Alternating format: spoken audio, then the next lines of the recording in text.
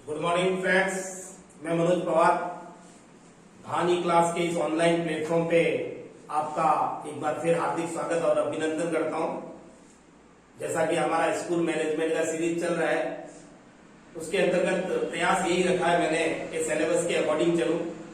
लेकिन मैंने आपको पिछले एक वीडियो के अंदर राजस्थान में प्रारंभिक या प्राथमिक शिक्षा विभाग को पढ़ाया था और उसके फिर हमने दो पार्ट देखे थे। राजस्थान प्रारंभिक शिक्षा से जुड़े हुए राजकीय संस्थाएं और स्वायत्त शासित संस्थाएं।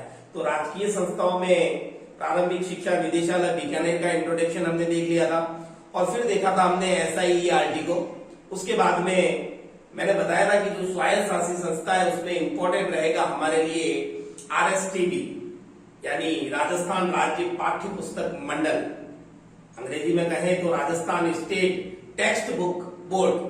तो ये एक स्वायत्त शासित संस्था है और ये किसके अधीन रहकर के कार्य करती है या किसकी स्वायत्त शासित संस्था मानी गई है? तो ये राजस्थान में प्रारंभिक शिक्षा, राजस्थान प्रारंभिक शिक्षा, राजस्थान प्रारंभिक शिक्षा को हमने देखा था। राजस्थान प्रारंभिक शिक्षा की कुछ राजकीय संस्थाएं और कुछ स्वायत्त शासित संस्थाओं के नाम हमने देखा था।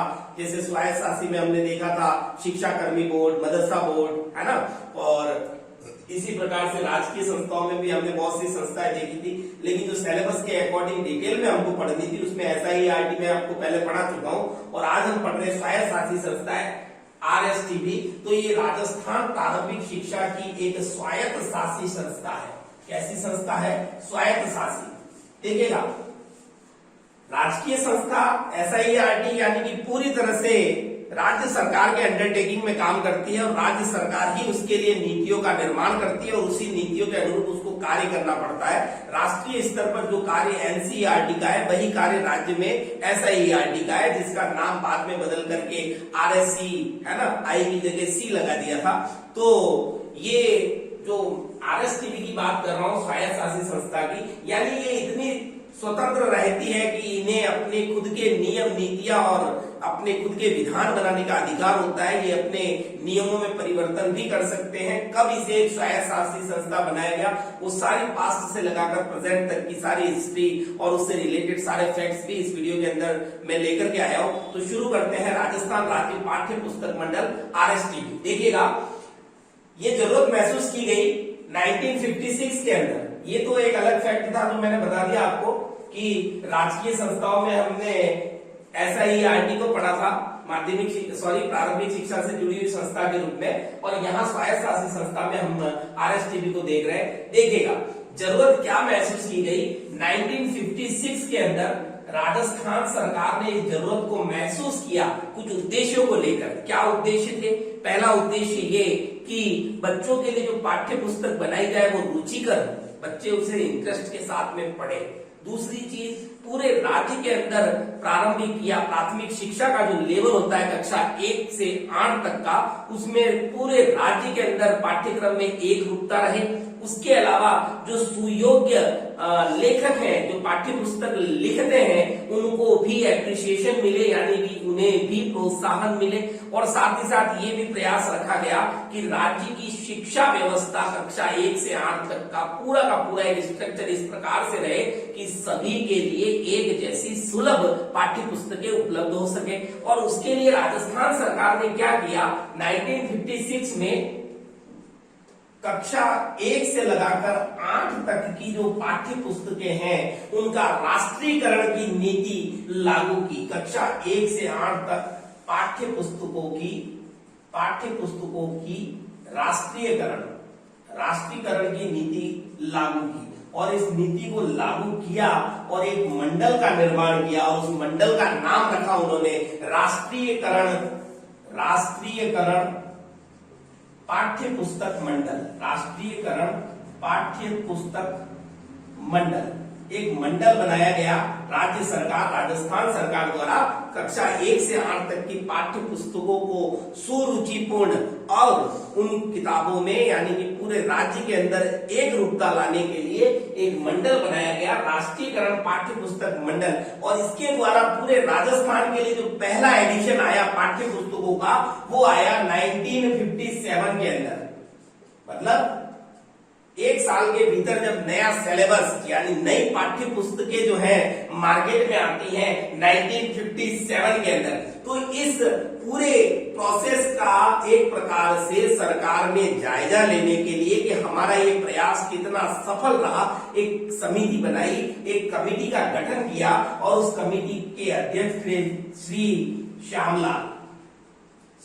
श्यामलाल जो कि एक आईएएस अधिकारी है, आईएएस अधिकारी थे और उनकी अध्यक्षता में एक समिति बनती है और वो 1967 यानी कि 10 वर्ष के पश्चात इस बात की अभिशंसा करती है। क्या अभिशंसा करती है कि मंडल द्वारा जो कार्य किया गया है नो डाउट बहुत अच्छा है, पाठ्य पुस्तकों का जो मुद्रण और वितरण किया गया है, किंतु शिक्षा विभाग और विभाग से जुड़ी हुई कई ऐसी बातें, कई ऐसी व्यवस्थाएं हैं जो इस मंडल को अपने आप में सही रूप में कार्य करने से रोकती हैं। तो यहाँ उन्होंने अभिशंसा क्या की, उन्होंने क्या सुझाव दिया कि इस मंडल को स्वायत्त शासी बना दिया जाए। क्या बना दिया जाए? स्वायत्त शासी, यानी कि पाठ्य पुस्तक के मुद्रण और वितरण से जुड़े हुए इस मंडल को स्वायत्तता प्रदान कर दी जाए कि स्वयं अपने नियम बना सके और उन नियमों के अनुरूप रहकर कार्य कर सके। तो इसी क्रम के अंदर राजस्थान संस्था पंजीकरण, राजस्थान संस्था पंजीकरण एक अधिनियम है 1958 का, पंजीकरण अधिनियम 1958 अधिनियम 1958 में एक संस्था को पंजीकृत करवाया। एक संस्था का पंजीकरण हुआ किसके आदेश से? राज्य सरकार के आदेश से एक संस्था पंजीकृत होती है और पंजीकृत होती है किस क्रमांक से? ये भी देखिए, मैं सारी चीजें लेकर के आया हूँ, क्रमांक भी है। कौन सा पंजीकरण क्रमांक था? 189/73/74 और डेट क्या रहेगी? पंजीकरण की डेट रहती है 29 दिसंबर 1973 को एक संस्था पंजीकृत कर दी जाती है और वो संस्था जो पंजीकृत हो चुकी है वो स्वतंत्र रूप से कार्य करना प्रारंभ करती है 1 जनवरी 1974 से। और यही वो संस्था है जिसका नाम है RSTB यानी कि Rajasthan state text book board, Rajasthan राज्य पाठ्य पुस्तक मंडल। और इसकी स्थापना कहाँ की जाती है? झालाना डोंगरी जयपुर के अंदर। झालाना डोंगरी जयपुर में राजस्थान राज्य पाठ्य पुस्तक मंडल का स्थापना कर दी जाती है और कार्य करना प्रारंभ कर देती है 1 जनवरी 1974 से। और जब इसको ये संस्था बनाई गई तब इसके लिए कार्य जो निर्धारित किया गया था, कक्षा 1 से 8 तक की पाठ्य पुस्तकों का मुद्रण करना और वितरण करना। देखिए, मुद्रण और वितरण दोनों काम सौंपे गए पाठ्य पुस्तक मंडल को इस प्रकार से। और उसके बाद में फिर क्या होता है साहब? 1 से 8 तक की पाठ्य पुस्तकों का मुद्रण करना किसका कार्य सौंप दिया गया? RSTB का। लेकिन फिर राज्य सरकार एक आदेश निकालती है और आदेश क्रमांक देखिएगा, मैं आदेश क्रमांक भी लेकर के आया हूं आपके लिए। आदेश क्रमांक है P5/8 EDU यानी कि एजुकेशन, और उसके बाद में EDU1 elementary education ELE.EDU elementary education 2010। तो 2010 तो साथ में डेट भी आएगी और डेट है 27/9/2010। और इस दिन क्या होता है? इस दिन इस RSTB को अधिकार मिल जाता है 9 से 12 तक की पुस्तकों का मुद्रण और वितरण करने का भी अधिकार मिल जाता है। तो ओवरऑल हम कह सकते हैं कि यही वो डेट है जिस डेट से कक्षा 1 से 12 तक की सभी पुस्तकों का मुद्रण और वितरण करना RSTB के अधिकार क्षेत्र में आ जाता है। देखिएगा, मुद्रण और वितरण करना है RSTB, लेकिन पाठ्यक्रम निर्धारण का कार्य कौन करता है? पिछले वीडियो में मैंने बताया था आपको कि कक्षा 1 से 8 तक का सिलेबस डिसाइड कौन करता है? पाठ्यक्रम निर्धारण, SIERT, या इसी को अपन कह सकते हैं RSCERT। ये भी कह सकते हैं, ये भी कह सकते हैं। डेट रहती है साहब, इस डेट की रहती है 14/8/2018, ठीक है ना साहब। लेकिन देखिएगा ये व्यवस्था इस डेट तक थी। कक्षा 9 से 12 तक का जो पाठ्यक्रम डिसाइड करता था वो करता था BSER, यानी माध्यमिक शिक्षा बोर्ड राजस्थान अजमेर, 9 से 12 तक का पाठ्यक्रम। लेकिन इस डेट के बाद वर्तमान में स्थिति यही है कि ये जो RSCERT है ये कक्षा 1 से 12 तक का सिलेबस पाठ्यक्रम निर्माण करती है। देखिए अपडेट रहना बहुत जरूरी है। तो 14 अगस्त 2018 से कक्षा 1 से लगाकर 12 तक का पाठ्यक्रम बनाने का कार्य होता है RSCERT का, और कक्षा 1 से 12 तक की पाठ्य पुस्तकों का मुद्रण और वितरण का कार्य होता है RSTB का, और डेट है 27/9/2010। चलिएगा इसी क्रम में आगे बढ़ते हैं हम। तो मैंने आपको सारी चीजें क्लियर कर दी। 14 अगस्त 2018 याद रखिएगा, बहुत इंपॉर्टेंट है। उसी दिन नाम चेंज किया था SIERT का, और नाम चेंज हो गया RSCERT, और कहीं कहीं ऑफिशियली RSCERT की जगह SIERT भी आता है, तो कंफ्यूज होने की जरूरत नहीं है, क्योंकि ऑफिशियली कई जगह पर अभी भी वही नाम चल रहा है। जो संस्थान कहाँ स्थित है? उदयपुर के अंदर। उसकी एक शाखा शैक्षिक प्रौद्योगिकी शाखा अजमेर में कार्यरत है, बाकी सारी शाखाएं कहाँ कार्यरत है? वही उदयपुर परिसर के अंदर। चलिएगा आगे बात करते हैं RSTB के गठन की या संगठन की। RSTB का संगठन किस प्रकार का है? एक चीज और मैं बता दूं, जब ये RSTB का गठन किया गया 73 के अंदर, उस समय तत्कालीन मुख्यमंत्री थे हरिदेव जोशी, और उस समय जो राज्यपाल पद पर यानी कि राजस्थान के गवर्नर थे कौन? सरदार जोगेंद्र सिंह राज्यपाल थे, और हरिदेव जोशी तत्कालीन मुख्यमंत्री राजस्थान सरकार। चलिएगा अब बताता हूं मैं आपको RSTB का संगठन किस प्रकार का रहता है। तो दो प्रकार की इसके अंदर हम बात करेंगे संस्थाएं जो जुड़ी हुई रहती हैं संगठन के अंदर। पहली चीज तो प्रारंभिक शिक्षा निदेशालय बीकानेर की एक स्वायत्त शासी संस्था के रूप में कार्य करती है, यानी राजस्थान के प्रारंभिक शिक्षा विभाग से जुड़ा हुआ एक स्वायत्त शासी संस्था है RSTB। और इस अगर हम RSTB के संगठन की बात करें तो यहाँ पर दो प्रकार की परिषदें कार्यरत है। RSTB दो प्रकार की परिषदें कौन कौन सी? पहली है शासी परिषद, और शासी परिषद में कुल सदस्यों की संख्या होती है 12 में से 9 जो सदस्य होते हैं वो होते हैं पदेन सदस्य। पदेन का मतलब जब तक वो अपने पद पर है तब तक इस शासित परिषद के सदस्य रहेंगे, और 3 सदस्य जो होते हैं वो राज्य सरकार द्वारा मनोनीत होते हैं। राज्य सरकार मनोनीत करती है, और राज्य सरकार द्वारा मनोनीत ये सदस्य 3 साल के लिए इनका जो कार्यकाल रहता है 3 वर्ष का कार्यकाल रहता है। यहीं पर क्लियर कर दूं कि कौन से 3 मनोनीत सदस्य होते हैं। पहला सदस्य होता है जो शिक्षाविद माना जाता है, प्रमुख शिक्षाविद। इसकी नियुक्ति कौन करता है? तो राज्य सरकार, तो प्रमुख शिक्षाविद। दूसरा है स्कूल शिक्षा से जुड़ा हुआ शिक्षा विशेषज्ञ, दूसरा मनोनीत सदस्य हो गया। और तीसरा सदस्य जो पुस्तक प्रकाशन और मुद्रण का विशेषज्ञ है, यानी मुद्रण व प्रकाशन का विशेषज्ञ। तो ऐसे 3 सदस्य जिनका मनोनयन राज्य सरकार द्वारा किया जाता है। एक है शिक्षाविद, दूसरा है शिक्षा विशेषज्ञ यानी स्कूली शिक्षा विशेषज्ञ, और तीसरा है पुस्तक प्रकाशन और मुद्रण का विशेषज्ञ। अब पदेन सदस्यों की बात करूंगा, 9 सदस्य देख लीजिए। इसमें सबसे इंपॉर्टेंट चीज ये होती है कि राज्य का जो शिक्षा मंत्री वो इस शासी परिषद का अध्यक्ष होता है, अध्यक्ष।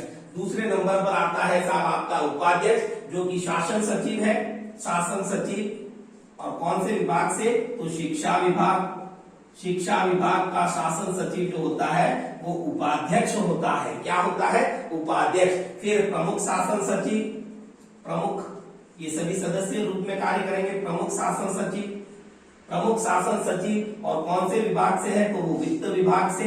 उसके बाद में चौथा जो सदस्य होगा आयुक्त या निदेशक कह दीजिए, आयुक्त या निदेशक प्रारंभिक शिक्षा, प्रारंभिक शिक्षा का आयुक्त हो गया। फिर विशिष्ट शासन सचिव, विशिष्ट शासन सचिव, और विशिष्ट शासन सचिव कौन सी शिक्षा से जुड़ा हुआ है, तो स्वयं वही प्रारंभिक शिक्षा का।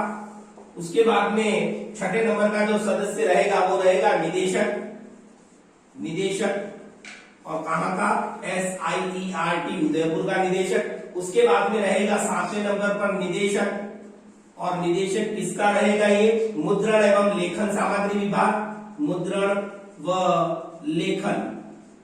उसके बाद में आठवें नंबर पर जो सदस्य रहता है वो सचिव, और किसका सचिव है ये है RSTB यानी कि राजस्थान राज्य पाठ्य पुस्तक मंडल जयपुर का सचिव। उसके बाद में अंत में रहेगा पदेन सदस्य सचिव, और सचिव किसका है ये है पंचायती राज विभाग का सचिव, पंचायती राज विभाग। तो इस प्रकार से ये शासी परिषद हो जाती है जिसके अंदर 9 सदस्य होते हैं पदेन, और 3 सदस्य होते हैं जिनका राज्य सरकार 3 साल के लिए मनोनयन करती है। चलिएगा, इसी क्रम में हम दूसरी परिषद देखेंगे जिसको कहेंगे अपन निष्पादक परिषद। देखिए यहीं पर क्लियर कर दूं मैं आपको कि जो शासी परिषद है ये नीतियों का निर्माण करती है, नीतियां निर्धारित करती है, और इन्हीं के द्वारा बनाई गई नीतियों के निर्धारण के आधार पर निष्पादक परिषद जो है एज ए प्रशासनिक कार्यों का निष्पादन करती है। देखिएगा इसमें कुल सदस्यों की संख्या होती है साहब 9 सदस्य, और 9 के 9 सदस्य कैसे होते हैं, पदेन। पदेन का मतलब जब तक वो अपने पद पर है, जो पद यहाँ निष्पादक परिषद में मिला है वो पद नहीं, जो पद ऑलरेडी उनके पास में है प्रशासनिक पद, उस पद पर जब तक वो व्यक्ति रहेगा तब तक वो इस निष्पादक परिषद का सदस्य रहेगा। सबसे पहले व्यक्ति है शासन सचिव, शासन सचिव। और शासन सचिव क्या होते हैं, स्कूल शिक्षा के शासन सचिव है, वो इस निष्पादक परिषद के सभापति होते हैं। क्या होते हैं, सभापति। दूसरे नंबर के सदस्य होते हैं आयुक्त या निदेशक, आयुक्त। और कौन से आयुक्त होंगे, पंचायती राज के, पंचायती राज। देखिए कॉमन रहेगी काफी सारी चीजें दोनों में। तीसरे नंबर पर वही आयुक्त या निदेशक, आयुक्त कह दीजिए, निदेशक कह दीजिए, प्रारंभिक शिक्षा जो वहां पर भी हमने देखा है। उसके बाद में है वापस निदेशक, कहाँ के, निदेशक SIERT वहां पर भी थे, यहां पर भी है। 5वें नंबर पर पदेन सदस्य रहेंगे निदेशक, निदेशक कौन से विभाग के, साक्षरता एवं सतत शिक्षा विभाग। तो यहाँ पर 2 चीजें लिख देते हैं, साक्षरता व सतत शिक्षा। ये साक्षरता और सतत शिक्षा से जुड़े हुए जो निदेशक है, साक्षरता व सतत शिक्षा, सतत शिक्षा, ये हो जाते हैं साहब आपके 5वें नंबर पर। 6ठे नंबर पर जो सदस्य रहेंगे वे रहेंगे उप सचिव, उप सचिव कौन से विभाग से, वित्त विभाग से। उसके बाद 7वें नंबर के जो सदस्य हैं वे उप सचिव शिक्षा विभाग, उप सचिव शिक्षा विभाग। उसके बाद 8वें नंबर पर जो सदस्य रहेंगे वो है निदेशक। ये नई चीजें देखिएगा क्योंकि इन्हीं के द्वारा कार्य किया जाएगा। मुद्रण, निदेशक किस विभाग के, मुद्रण व स्टेशनरी विभाग, स्टेशनरी। उसके बाद में 9वें नंबर के और अंतिम पदेन जो रहेंगे वो दोबारा सचिव रहेंगे, कौन सी संस्था के, RSTB यानी राजस्थान राज्य पाठ्य पुस्तक मंडल। तो ये जो निष्पादक परिषद है इसके सारे के सारे 9 सदस्य पदेन सदस्य होते हैं, जबकि यहाँ 12 सदस्यों में से 9 पदेन है और 3 मनोनीत सदस्य जिनका कार्यकाल 3 वर्ष के लिए होता है और उनका मनोनयन राज्य सरकार के द्वारा किया जाता है। अब देखिएगा ये जो मैंने परिषदें बताई, इन निष्पादक परिषद ये तो नीति निर्धारण करती है, ये जो निष्पादक परिषद है कार्य को वास्तविकता में लेकर के आती है, कार्य पूरी तरह से इनके द्वारा ही किया जाता है। तो इनके कार्य को करने के लिए RSTB के अंदर कुल 5 उपभाग या प्रभाग बनाए गए हैं। 5 उपभाग, जिसको विभाग कह सकते हैं, प्रभाग कह सकते हैं, है ना, तो अनुभाग कह सकते हैं। तो 5 अनुभाग हैं। पहला अनुभाग जो प्रशासनिक कार्य करता है, प्रशासनिक कार्य, और इसका संबंध निष्पादक परिषद से होता है, न कि शासी परिषद से होता है, क्योंकि शासी परिषद ही इनको अपॉइंट करती है। देखिएगा पहला कार्य प्रशासनिक अनुभाग से संबंधित, दूसरा जो भाग होगा वो लेखा अनुभाग से संबंधित, यानी लेखा से रिलेटेड काम होगा। तीसरा होगा साहब शैक्षिक अनुसंधान का कार्य, शैक्षिक अनुसंधान, तीसरा अनुभाग हो गया शैक्षिक अनुसंधान। चौथा जो भाग हो जाता है वो हो जाता है मुद्रण, विपणन, विपणन कहेंगे इसको, विपणन व वितरण। और उसके बाद में पांचवा जो भाग हो जाता है वो है तकनीकी व उत्पादन, तकनीकी व उत्पादन। देखिए क्रम पर मत जाइए, देखिए पुस्तकों का उत्पादन पहले होगा, वितरण बाद में होगा, लेकिन मैंने आपको 5 उपभाग बताए हैं जो निष्पादक परिषद के अंदर रहते हुए 5 तरह के कार्यों को पूरा करते हैं। अब देखिएगा इंपॉर्टेंट चीज जहां से सवाल निकल करके आने की पूरी संभावना रहती है कि राजस्थान राज्य पाठ्य पुस्तक मंडल द्वारा मूल रूप से कौन कौन से कार्य किए जाते हैं। तो मूल कार्य तो हमें पता ही है कि साहब पुस्तकों का क्या करता है, मुद्रण करता है और वितरण करता है। पहले करता था कक्षा 1 से 8 तक, लेकिन उसको बाद में बढ़ाकर कर दिया कक्षा 1 से 12 तक। तो यहाँ इंपॉर्टेंट चीज देखो, प्रारंभिक शिक्षा से जुड़ा हुआ एक स्वायत्त शासी संस्था के रूप में कार्य करता है, उसकी अपनी खुद की नियमावली बनी हुई है, और नियमावली अस्तित्व में कब आती है, कब से प्रभावी हुई, वो डेट भी इंपॉर्टेंट रहेगी, तो पहले उसको डिस्कस कर लेते हैं। देखिएगा ये डेट रहेगी 1 अगस्त 1997, 1 अगस्त 1997 को जो शासी परिषद मैंने बताया था नीति निर्धारक परिषद है, शासी परिषद द्वारा क्या बनाया गया, एक कार्यालय नियमावली, कार्यालय नियमावली, और उसी के अनुरूप आरएसटीबी कार्य करती है। तो ये डेट बहुत ज्यादा इंपॉर्टेंट है। 1 अगस्त 1997 को शासी परिषद द्वारा एक कार्यालय नियमावली बनाई गई, और यहीं से ये क्या कहलाती है, इसकी स्वायत्तता यहीं पर प्रदर्शित होती है कि ये एक स्वायत्त शासी संस्था है, और किसके अधीन रहकर कार्य करती है, तो राजस्थान प्रारंभिक शिक्षा के अधीन। मैंने पहले क्लियर कर दिया था कि राजस्थान प्रारंभिक शिक्षा विभाग की एक स्वायत्त शासी संस्था है आरएसटीबी। अब देखिएगा इसके प्रमुख कार्य, तो प्रमुख कार्यों में देखो सबसे पहला कार्य तो होगा प्रकाशन। देखिएगा आप कभी भी राजस्थान में चल रही किसी भी पाठ्य पुस्तक जो स्पेशली माध्यमिक शिक्षा बोर्ड का जो सिलेबस था उसमें देखिएगा मुद्रण में नाम कुछ भी हो सकता है, मुद्रण करने का कार्य, क्योंकि मैंने पहले क्लियर कर दिया कि मुद्रण करवाना यानी कि मुद्रण करवाने के लिए मुद्रकों को अनुबंधित करना ये भी इसका एक कार्य रहता है। लेकिन प्रकाशक में हमेशा नाम किसका आएगा, तो वो आएगा राजस्थान राज्य पाठ्य पुस्तक मंडल का नाम आएगा प्रकाशक के रूप में। तो प्रकाशन करना, विक्रय करना, किसका, पाठ्य पुस्तकों का विक्रय व वितरण। देखो ये विक्रय और वितरण दोनों चीजों को समझ लीजिए कि राजस्थान के सभी राजकीय विद्यालयों में राजस्थान राज्य पाठ्य पुस्तक मंडल द्वारा निःशुल्क पाठ्य पुस्तकें वितरित करी जाती हैं, और इसके लिए राजस्थान स्तर पर जो है 34 ऐसे केंद्र बनाए गए हैं। 34 केंद्र इसलिए है क्योंकि 33 तो जिले हो गए, और साहब जयपुर के अंदर 2 है, तो जयपुर के 2 हो जाएंगे तो 33 + 1 हो गया, जयपुर एक इसमें शामिल है और एक अलग से जयपुर। तो 34 केंद्र बनाए गए हैं पाठ्य पुस्तक वितरण के लिए, और इसका मूल उद्देश्य होता है राजस्थान, जयपुर, झालावाड़, डुंगरी में जो पाठ्य पुस्तकें तैयार होती हैं वो लास्ट डेप्थ तक जाकर पंचायत लेवल के नोडल केंद्र तक उन पुस्तकों का वितरण आरएसटीबी की जिम्मेदारी है। यानी कि नोडल केंद्र से पाठ्य पुस्तकें संबंधित विद्यालय का प्रधानाचार्य लेकर के आएगा अपने विद्यालय के लिए।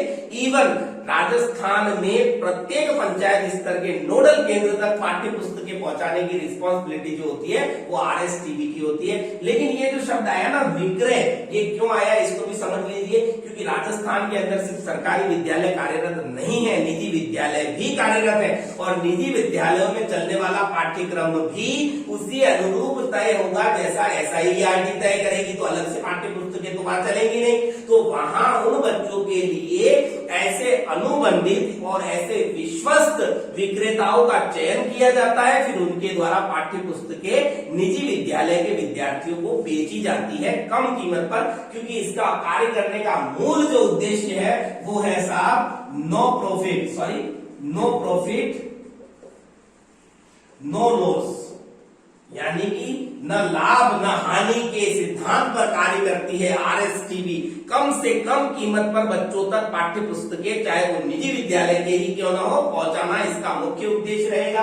उसके बाद में ये शिक्षा क्षेत्र में और पाठ्यक्रम और पाठ्य पुस्तकों से जुड़े हुए नए नए अनुसंधान करती है। आप लोगों ने देखा होगा कि पाठ्य पुस्तकें जो मुद्रित होती हैं, उन पाठ्य पुस्तकों के फ्रंट में, कवर पर, पीछे की साइड में कुछ न कुछ मैसेज से जुड़ा हुआ राज्य सरकार की कोई स्कीम हो सकती है, बच्चों से जुड़े हुए कुछ परिलाभ जो बच्चों को मिल सकते हैं, या और कुछ नहीं तो राजस्थान की उस पाठ्य पुस्तक के पीछे प्रस्तावना, जो भारतीय संविधान की प्रस्तावना है। इस प्रकार का ये जो सारी चीजें है, ये एक अनुसंधान का भाग है और वो काम भी आरएसटीबी का रहता है। इसके अलावा ये क्या करती है, सुयोग्य लेखकों को, सुयोग्य लेखक, क्योंकि हर विषय पर हर व्यक्ति अपने विचार के अनुरूप लिखता है, तो ऐसे सुयोग्य लेखकों का चयन करना भी आरएसटीबी का ही कार्य है। फिर समीक्षकों की भी आवश्यकता होती है, समीक्षा करने वाले और चित्रकार। देखिएगा पाठ्य पुस्तकों में कई जगह पर ये चीज भी देखने को मिलती है।